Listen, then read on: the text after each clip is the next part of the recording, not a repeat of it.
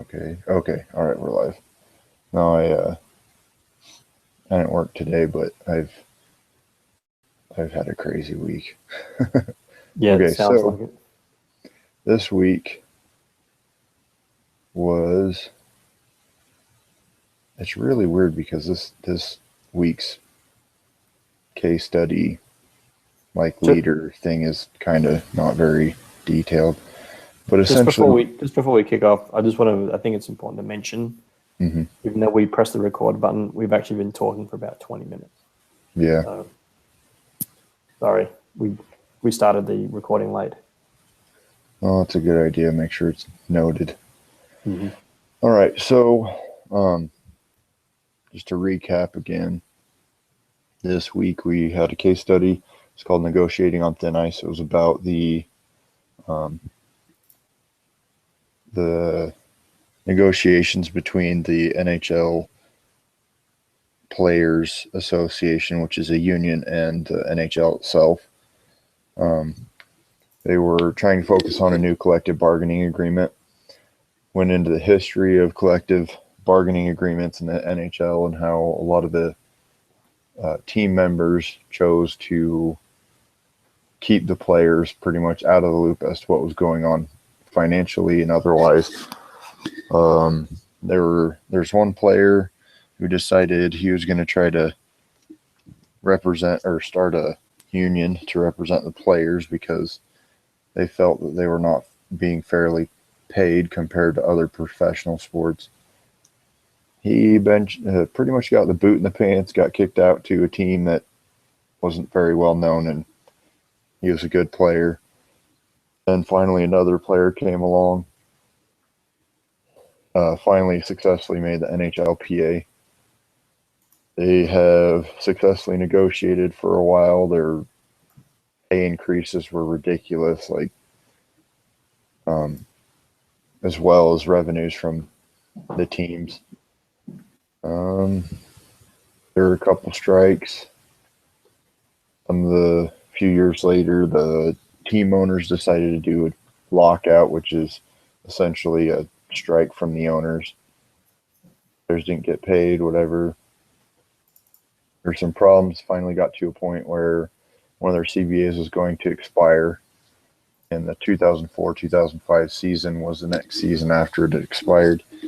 Their negotiations weren't successful. They continued to have problems, and they got down to the wire where they were already about halfway through. I believe it was halfway through that season, and the commissioner of the NHL was really close to just calling off the entire season, which would have lost a lot of people revenue and a lot of players money. So that's just what happened in the case briefly. Um, so it seems like this week it's a lot more focused on analysis of what had happened, and some of the stuff was kind of addressed already by the discussion board or the reading discussion board. Well, the first question it wants us to ask is, what do you see as the root cause of the problems identified in the case? Hmm. Well, the root cause, I think that pertains to the question, and I'll just pull up my thing here. Kept crashing on me, so I have to open a different version. Uh, Okay, one thing, so one of the questions. Oh, no, that's not it. one of the problems I saw was that both the main leader of the NHL and the main leader of the NHLPA were friends, which wasn't a problem, but they both had a track record of being really successful in negotiations and improving their representative bodies' revenues. Like the head of the NHL, um, I think at one point it said over some period of time, the NHL had increased their revenues by 700%. Yeah. Hmm. Talking about the current NHL commissioner, Gary Bettman, began his tenure on February 1, 1993. During his tenure, the league grew from 24 to 30 franchises. Revenues grew from 400 million US to over 1.6 billion US, and licensing revenues, oh, that's what it was licensing revenues, grew by a staggering 700%. Then the NHLPA, he had done a lot too. He was Yeah. under his leadership, player salaries increased by 240% since 1995. So in the last 8 or about 9 years. So do you think the fact that they were friends was actually what caused it all? Is that because they didn't stop? Like, if they'd have been strangers, you'd want to say, like, okay, well, he's probably going to think that I'm this or if I'm that, as opposed to knowing each other. They didn't have that natural line to say, okay, well, I'm not going to go there because he's going to think I'm this and he's going to think I'm that. But because they knew each other and they were friends, they wouldn't think that of each other. Well, What you're saying? I don't necessarily think that their friendship was a problem. I think, like, on a personal level, this probably caused friction in their friendship, but it's more of just the fact that they had such a well-proven track record and they had never really gone head-to-head like this in this kind of a negotiation. I mean, they had both they had both been the heads of their associations. Oh, it doesn't really say for the. I think the cause of it was, I think there was some distrust, and it was distrust between obviously those two people, but also distrust between the players of the, like, you think about, why do we have a union to start with? Because they distrust the workers, or the in this case the players distrust the management, and with good cause, because in the past they had been sorely mistreated and underpaid. So there were obviously reasons for that distrust that was historical, but there had been distrust that, I've been in situations where there's been heavy union action against the business owners, and in my case, it was my previous job when I worked as a police officer, and the police union was taking action against the government, who was essentially our employers, and then that drove a lot of distrust. Whether or not the government was doing the right or the wrong thing became irrelevant to us. It was just that the union just pumps an element of, because they want you to come back to the union. They want you to. They're pushing an agenda. The union's getting something out of it. If you think about it in this scenario, the union is a side. It's like one of those, the sharks that swim around. There's like these little fish that hang around the side of the shark. They're like that. That's like what I see the union as. It's like the shark is this business, whether it's the government or whoever, and the union is this little side fish that just eats, just somehow gets by quite well on just scraps that fall from the side. And there's no reason. They don't serve a purpose. They don't, they do. I guess the unions do really serve a purpose. But once the initial reason for the union to be involved occurs, the union should then go back to the sidelines.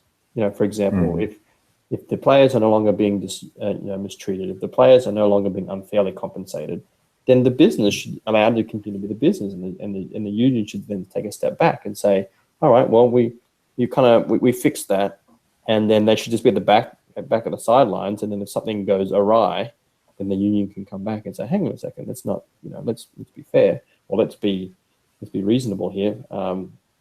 You probably don't see it, but here is what is going on. Like, here is why we think what you're doing is wrong.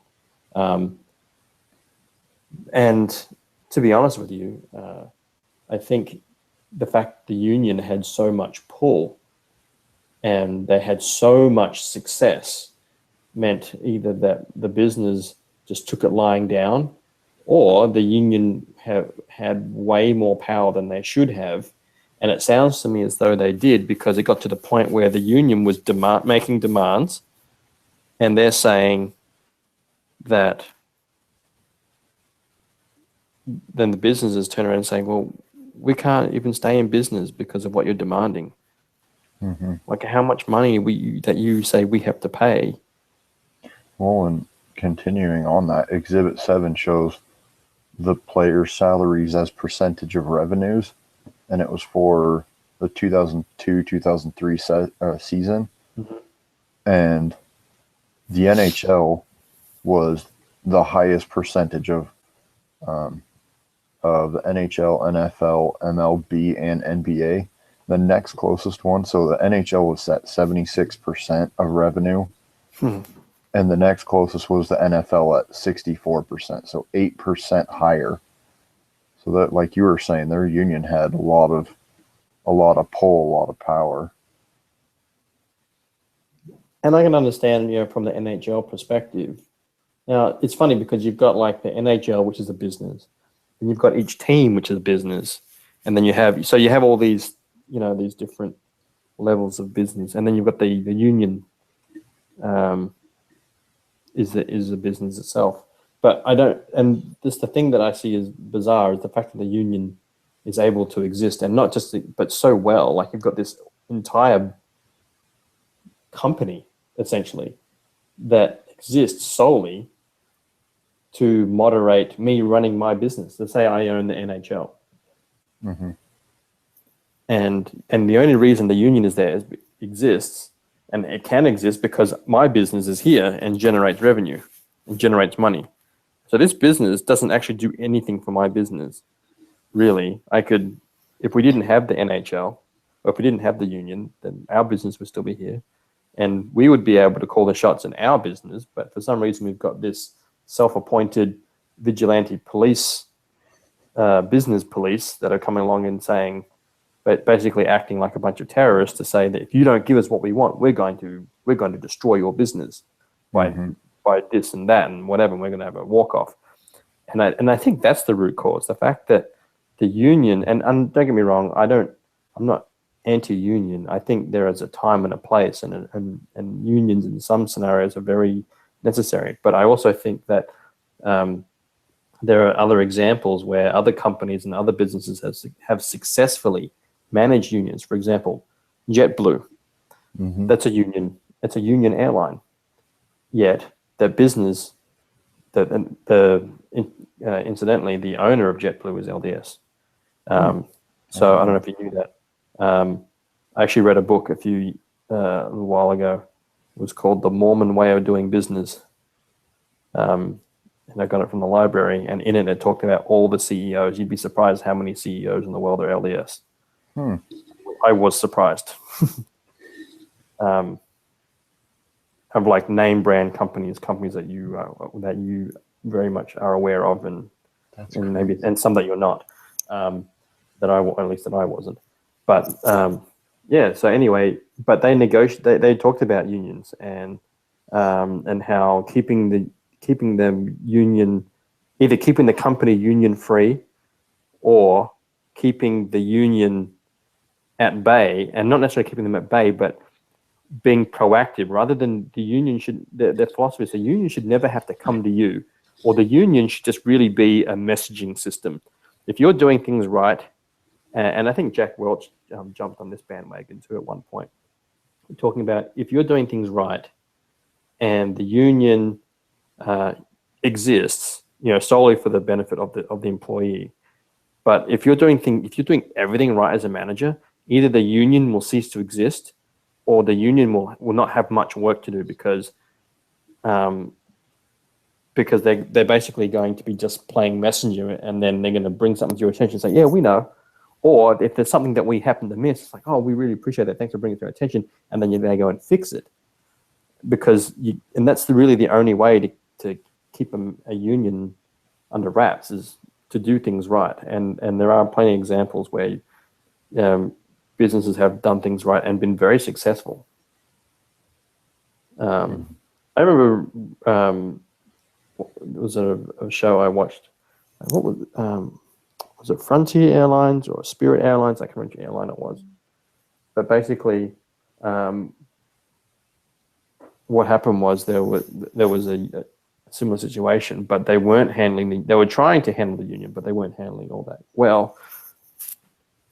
But the CEO decided to, as a way to show everyone that he was serious, he took a pay cut, a very public pay cut, but he asked all the staff to take a pay cut, everyone in the board, like every employee of the company.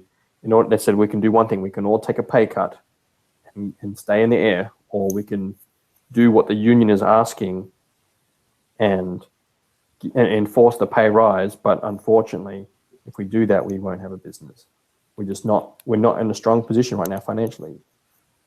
And they were all basically, and you can imagine how the union's going to take that. It sounds very similar to what we're talking about in this case, where they're saying, we can't afford your demands. And one thing that the CEO did, so that this pay cut applies to everyone, this percentage of pay cut, and he agreed to take twice the amount of, because a percentage pay cut for someone who's on $1 million, you might say, well, it might be, you're going to go down to $900,000, but you're still living pretty nice. We're down here earning, $15 to $20, not even $15 an hour. It's a different story. So he agreed to take. He significantly slashed his paycheck, or no, what did he do? He took the mandatory cut, but then donated something like $500,000 to the company. That's crazy. To put the money into the company of his own paycheck, but just so but they all agreed to it. In the end, they're like, okay, they saw that he was transparent and he was genuine. He just wanted to see the business succeed, and he did. Everyone did. They agreed to take the pay cut rather than close the business. So that's an example. I didn't see anything like that happening in this. So I think that leads me to, the other root cause, or the causal factors, I think, was obviously it was distrust. They didn't trust the players, and the union didn't trust the NHL, and the NHL didn't trust. Thought the players were greedy and didn't trust the union. Well, and you kind of alluded to the fact too, but unions, their interest is always for their union members, because they're the ones paying the dues, and so they're always looking to try to get them a better financial situation or better benefits or whatever. And so, they have clashing interests, whereas the NHL, they want to try to cut their costs and then increase revenues, because like you said, the NHL and each of the franchised teams, they're all there to make money, but the union's there to help make their clients money. And which that in and of itself, as you were saying, just breeds distrust. And if they had a proactive, or if the NHL had a proactive commissioner or CEO, whatever the position was, NHL commissioner, they could have avoided a lot of these things. I mean, they could have started out a lot better rather than just the owners treating their players horribly. And it probably would have been a better idea for the union to set up a good initial agreement, and then not necessarily find a way to make it to where they didn't have to go fight it out for a new contract every few years. And then if I remember correctly, it was in somewhere in the 90s, but rather than dealing with one of the problems that they were going to have, they just kicked the can down the road, so that way the 2004-2005 negotiations would be even more difficult. Where was it? I forgot which session it was, but there's whichever one it was, whatever year it was, right before then. They're like, yeah, we need to solve this problem. If not, it's going to come up in the next negotiations, and it's going to be a big problem. And everybody just kicked the can down the road, which always makes stuff worse. So how would the problem doesn't go away, and it actually compounds. You add interest to the problem that you have. Mm-hmm. And then also resentment too, and frustration and anger on the part of the players and probably even the owners too, which I found interesting because in the case study it seemed like some some franchise owners really liked the way that things were because they talked about how they skirted around like the rookie cap, like they'd pay them bonuses for however many goals they'd score in a game or the season or whatever it was, and a bunch of other things. And to me, that shows that there were some owners that wanted to stick to the spirit of the previous agreement, and then there were others that didn't and didn't care. But they weren't very specific on whether. That's because each team in itself was a business, and you've got the owners of that team operating his team or her team as a business, as opposed to, hey, we're just part of the NHL. You know, no, my team is a business. My team makes money, and I have costs and so forth, and I have sources of income, whether it comes from the NHL or directly from. Because it would probably come from the NHL, wouldn't it? Because I would go and buy a ticket, and I would give that the proceeds of that ticket would go to the NHL, but the NHL is going to give the teams a percentage of the ticket prices because they're the ones. Because not all of it goes. Well, majority of it goes to the two teams that played. Well, the way that, at least when I was studying in the entrepreneurship classes I've already taken, when we were studying franchises, it's your business owner, you own that location. In this case, you would own the team, and you can do like your own marketing stuff. I mean, if you're in a state where there's a professional sports team, you're going to have commercials from that team running or some sort of advertisement. A lot of that stuff is done by the team itself, by the franchise itself. But because it's a franchise, it's the owner of that franchise is given the rights to use the name of the parent organization, in this case, the NHL. You have to pay like dues and you royalty have to, fees, royalty fees. And then depending on the franchise agreement, they might have to pay them extra money for marketing costs. So that way they can do like nationwide or market-wide advertising for just the NHL rather than a specific team and stuff like that. So it's right. So it'd be just like if you buy a Burger King, you own the location, you own the store, you got your own P&L you have to manage, but once in a while, corporate Burger King is going to come in and they're going to start marketing a product for you.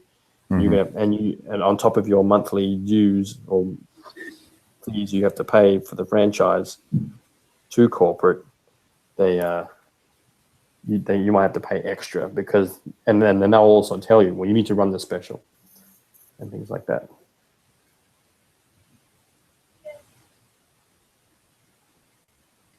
Sorry, I just got a text from my wife.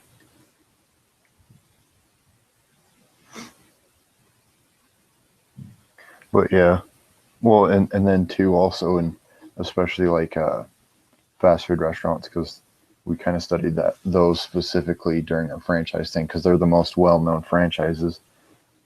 Corporate, or the parent company, in this case the NHL, they still retain rights to certain ways in which you run your business. So like the Angry Whopper, if you had an Angry Whopper, It's pretty good.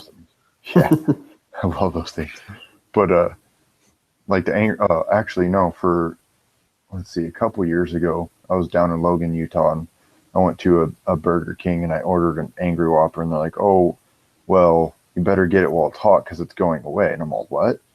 And at the time, Burger King corporate was having some of their franchises out west do or sell the Angry Whopper, but back east they were selling a barbecue sandwich, and they were saying, "Well, you know, the barbecue one back east is selling just as well as out here or here and out west." And so corporate, or it was either corporate or the regional entity, was going to pull the Angry Whopper, and then they were going to start selling the barbecue Whopper because it sold the same amount. They didn't want it to compete. They wanted to sell the barbecue Whopper, but they didn't want the. I think they didn't want the Angry Whopper to have to compete with it. Mm-hmm. And in the end, the Angry Whopper's back. Because Is it back? I don't go there very often, but yeah, I've had the Angry Whopper. It's pretty good. Yeah, it's at least it came back here in Utah just like 2-3 months ago. Not really. It's probably been at least that long since I've been to Burger King. Yeah, and they and it's funny because I could have told them, back east in the eastern United States, they eat a lot more barbecue than we do out here or do here out west. Out west, it's more like Mexican style food, Mm-hmm. spicy stuff. But yeah, that's why, and that's perfect for the Angry Whopper because it's basically a Whopper with a bunch of chili in it. Mm-hmm. Chilies. But so, yeah, like you were saying with the NHL, they have some pull. They do have some say as to what each of these franchises do, but the owners have a lot of room to play, so they could do those bonuses, and that probably made the NHL mad because that could have skirted a lot of the franchise agreement that these owners had. So the owners could have improved their own revenues without really handing any of it over to the NHL. And of course, the NHL would be mad, saying, "Hey, this is our brand," and that could have just caused more problems and more resentment. Well, that kind of goes into the culture of the NHL, which was the next point. What are the best ways to strengthen BATNA? I forget exactly what that means. Best alternative to negotiated agreement. There we go. I'm like, I just remember you're willing to negotiate. Well, there's some things on which you're willing to negotiate. No, I think that was the Zopa, where you're willing where you find the middle ground. That's the zone of possible agreement. Yeah. So then the BATNA is basically I see the BATNA as basically no-go zone. We're going to war. The other side won't negotiate. So what are our options? Well, we can defend ourselves, or we can let them take us over. So they look at, and then you look at the details of what can we do that doesn't involve their buy-in or their agreement. So and so what was the exact question again, though? It was, what are the best ways to strengthen a BATNA? Which I don't really understand why you would want to strengthen your heat. Yeah, because I would try to stay away. I would go for even if it's only a small zone of possible agreement, I would rather shoot for that before going after a BATNA. But again, I guess we're assuming that a BATNA is totally out of the question, and that maybe there are some things you have to do outside of the agreement that you can't control the other team, for example. Mm-hmm. If we're going to, let's use a really stupid hypothetical example. Let's just say we want to enforce a certain haircut say it's, well, I guess you wouldn't say they're wearing helmets, but let's just say we want to enforce a certain color of helmet that they wear. We can't control them, but what we can do is we can wear the color, right? Mm-hmm. So that would be a very simple version of a BATNA. I think I talked about the strengths and weaknesses. I wrote that in my paper. I talked about in this scenario, their only real autonomous action was to hold out and cause a lockout or go on strike. This would be relatively ineffective because other players would eventually become tired of not playing hockey and eventually leave and defect to other leagues. In reality, the union's greatest bargaining chip is always collaboration, in which would result in the players making real money, ensuring they are not mistreated and allowing for their players to enjoy their profession. So talking about the strengths and weaknesses of the BATNA, I think the strength is that, there's no limits. The only limitation on the BATNA is what you require someone else to do. But anything anything outside of that is up for grabs. So how do you strengthen that? I guess you collaborate with other people or other teams or those who maybe sympathize. So if I'm a country and I'm at war with another country, that in itself is a BATNA. But if I'm going, what I can do to strengthen my BATNA is then get into an alliance with other countries to rally to my cause. Does that make sense? Yeah. I think that's so they could rally with other teams to strengthen their cause, or find sympathizers. So the NHL could then try to maybe go to a different league and say and get their support to say, okay, union, you're out of control, or go to a different sport even and get their unions to look at them and say, you guys are crazy. Like, what are you doing? You don't do this. You're giving us unions a bad name. So you can so that's how you. I think that's one way you could strengthen the banner, is just by getting collaboration from other stakeholders that are not necessarily part of the agreement, but So that can put pressure on them. They can put pressure and influence the other party to change their minds or to find a new zone of possible agreement. Well, and as you were saying that too, like to strengthen the BATNA, at least the NHLPA, they could have talked to all the players and been like, hey, this is what we're going to do. Shut it. Because they had, two different prominent players come out and say, you know what, I really don't care all that much. I just want to play. I want to get back on the ice. Let's go. Mm-hmm. And that's what the players care about. The players want more money and they want this, but really they're that good at hockey that they, at a certain point, they just want to play. Well, they don't care what they get sport paid. Too. Yeah, that's how they get that good. They just love the sport. They didn't set out to be the most highly paid hockey player. They set out to be the best hockey player, and the unintended, or sometimes the intended consequence of that is that they get paid a boatload of money. Mm-hmm.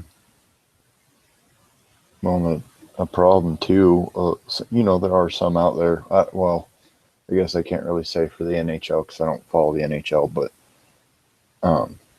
and like the MLB and the NBA, they have players who are just looking to get more money. They get so caught up in the money after becoming so good that they just want the money. But it seemed to me that these hockey players, they had a true love for the game, and that was really all they wanted to do. And they thought it was just a bunch of political nonsense that they were doing all this kind of stuff, and it shouldn't have been. It never should have got to the point where it had.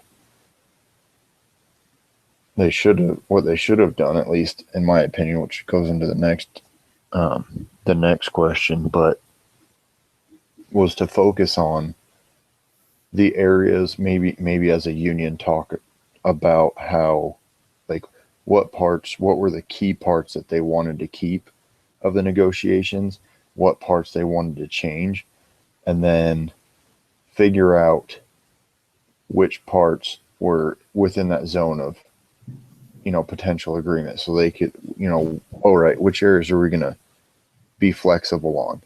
So that way, when we go into these negotiations, we can play the game of give and take and have a lot more likelihood of being successful. And it seemed to me, rather than that, like you were saying earlier, the union went in like a bully and said, this is what we're going to get. It's my way or the highway. And then the NHL came in and said, well, no, this is the way it's going to be. It's my way or the highway.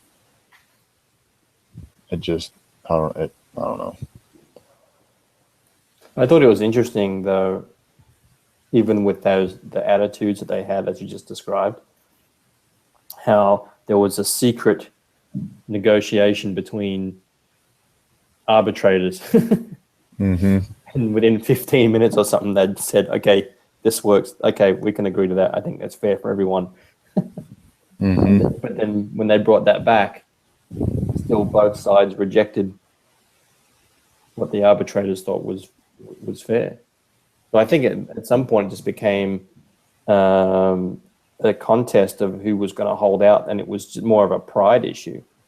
Mm-hmm. Maybe that's the root cause. Maybe that it comes back to pride. But I also talked about a lack of transparency. Distrust. Yeah. There was, both parties became. Are you still there? I thought I Yeah. lost you. Both Sorry. parties began to distrust each other, mainly due to lack of transparency on the league's behalf. Like the league was wrong for the lack of transparency, the perception of intent. But the problem is there was this perception of intent from the union's behalf. Like the intent, or the union gave off this vibe that they only cared about making money. Mm-hmm. They didn't care about the sustainability of the business. We're just going to take this for all it's worth. It's like, no, it's like I can suck the well dry and it can die tomorrow, or we can slowly draw from the well and let it replenish itself, and we'll all stay in business and we'll all keep our jobs and we're all paid a boatload of, like, they're all very, very, very highly paid. So it's not like they're struggling to put food on the table and saying, this is, we need to take this to the cleaners kind of deal. It just seems to me they just get a little bit greedy. And so the perception of the union was that they were greedy, but the perception of the league was they weren't transparent. So that led to distrust. So the transparency issue, the way I see it, was driven by the unwillingness of the NHL to show their financial data. And then the league was accused of not making all the information available and skewing the results and demonstrate their financial position. So there was a lack of transparency, and that led to distrust, saying, well, they've actually got more money. They just want to screw us. They just want to screw us. And that's probably what the union was telling the players. They just want to screw you. They just want to screw you. Mm-hmm. And I think it could have been avoided if they'd collaborated more, like the union. And then if the union had demonstrated openness about their intent, and then if the NHL had been transparent in their financial data, the results would have been the same. It's like, I'm going to tell you what's in my hand, but I'm not going to show. It's like, just show them. Mm-hmm. Show them and let them come in with their, let's get, like, no, we're not going to get an analyst that's paid by the union, but why don't we go halves in going for someone who's totally independent? Mm-hmm. Like if and they could have done that. Like they had this guy who was totally independent. He'd been the financial manager of, what was it? Was it this SEC? No, what was it? He was this accountant guy who did the analysis. What was he? Yeah. He was from. It was an independent something, but let's see. Yeah, it was like an independent people who look at financials for the government or something. Anyway, he was totally independent of the NHL, but because he'd been hired solely by the NHL to look at it, they just trusted us. Well, you paid him, but what they could have done is said, hey, here's what we're going to do. You don't trust us, so why don't we go halves? Why don't we pay for this person who I think will be very open, very fair? This person has nothing to gain, and you pay half and we'll pay the other half, and they can come and look at our books, and then he can tell you what's in there. Well, and the thing too, weren't they going through arbitration court already? Because if they were, they could have easily had the arbiters, whatever the organization was, but they could have had them even pick one.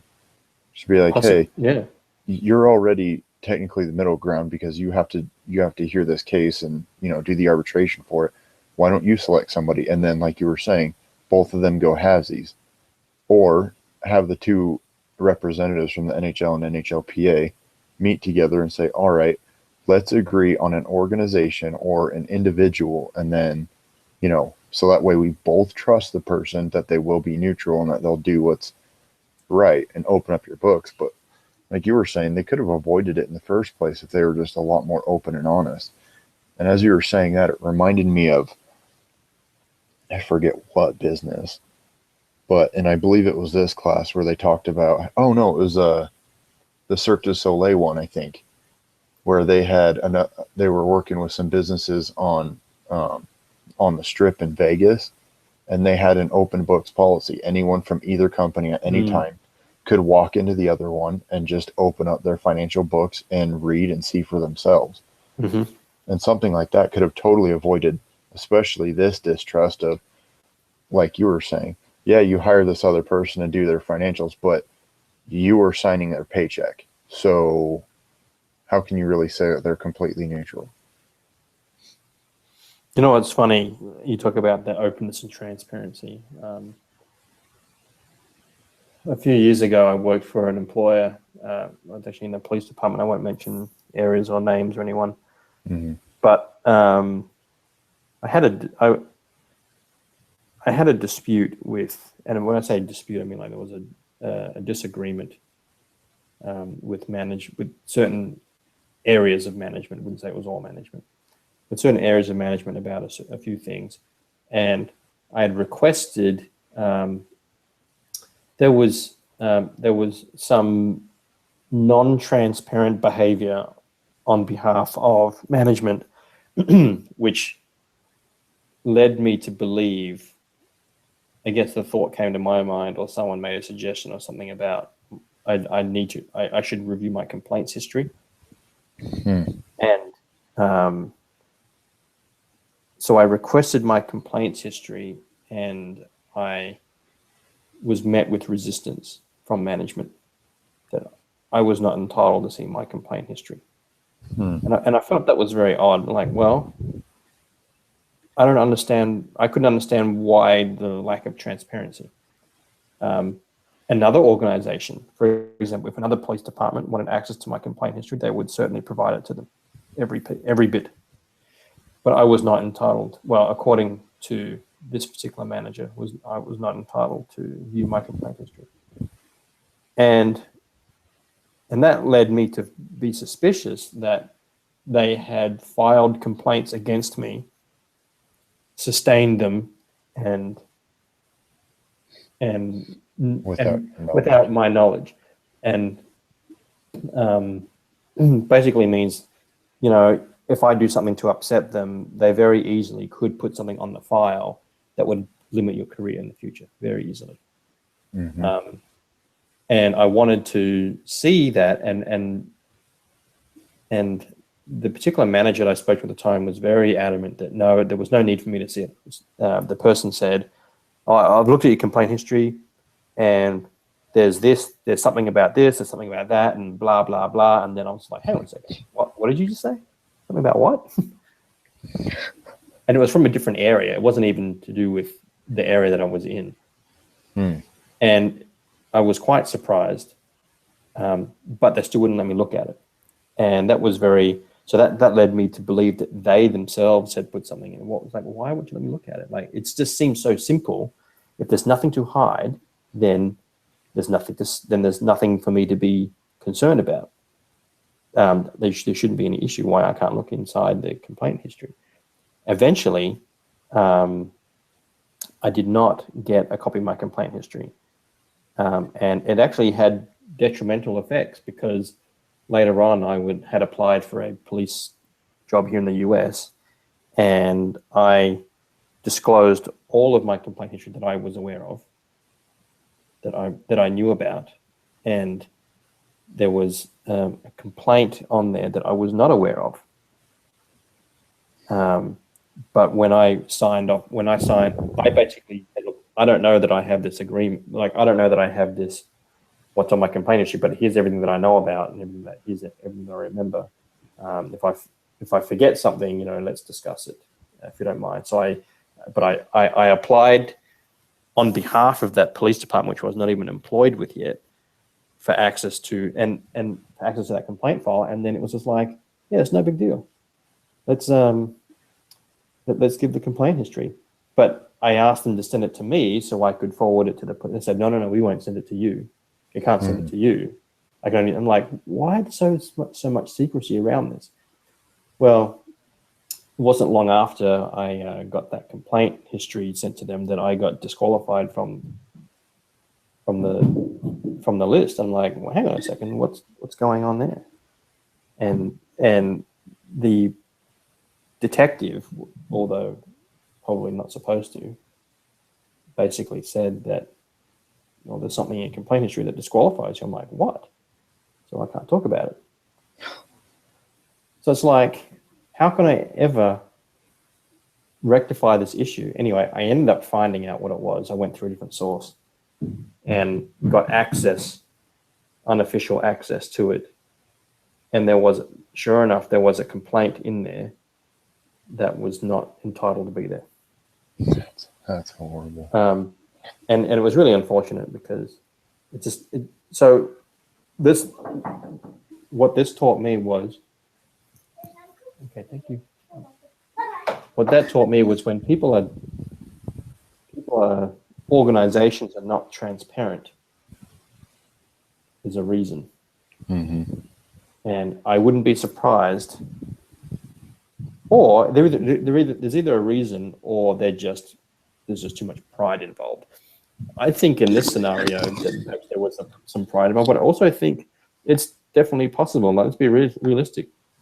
Why wouldn't they just show them? Was it just pride, or was it just the fact that they were actually hiding information from the union? Yeah, they could be hiding revenues and stuff. Well, yeah. And it'd be really easy to tell the guy that you hired, hey, don't worry about these books, or not even hand it over. Mm-hmm. We'll just say we don't have data on that. Mm-hmm. All right. Well, it's been over an hour since we started. If you want to keep going, that's fine. But No, I'm good. All right. Okay, then I will see you tomorrow night. It should be 9 o'clock your time, 8 Mountain Time. So we can do 8 o'clock Mountain Time tomorrow night. Yeah, I'll send out everybody an email as soon as we're done here, and then hopefully other people show up. If not, there's not much we can do about it. Maybe tell them if they don't, they can record their own with the rest of the group or something. Mm-hmm. Can you send a link to this video as well tonight so I can put it in my thing? Yeah. All right, cool. Well, good talking to you. I appreciate your time. Hey, you have a good night. You too. Bye. Bye.